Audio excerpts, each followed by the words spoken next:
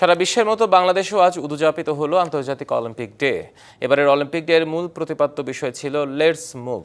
এই উপলক্ষে Bangladesh Olympic association এক বর্ণাঢ্য র্যালির আয়োজন করে। র্যালিটি সকালে বাংলাদেশ শিশু একাডেমি থেকে শুরু হয়ে জাতীয় স্টেডিয়ামের ১ নং গেটে গিয়ে শেষ হয়। র্যালিতে ২,০০০-এর বেশি ক্রীড়াপ্রেমী অংশ নেয়। ভ্রাতৃত্ববোধ, সম্প্রীতি, একতা ও শৃঙ্খলার চর্চা করতেই এই অলিম্পিক ডে রানের আয়োজন করা হয়েছে বলে জানান বিওএর সভাপতি ও সেনাপ্রধান জেনারেল ওয়াকারুজ্জামান।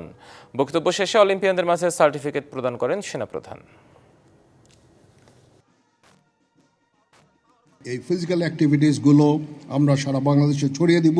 তার মাধ্যমে আমরা ভ্রাতৃত্ববোধ, আমাদের মধ্যে একতা, শৃঙ্খলা, দায়িত্ববোধ এগুলোর আমরা চর্চা করব। এই ধারণাকে ছড়িয়ে দিতে পারি সারা বাংলাদেশে, তাহলে অবশ্যই আমাদের মধ্যে ভ্রাতৃত্ববোধ, সম্প্রীতি জাগরিত থাকবে।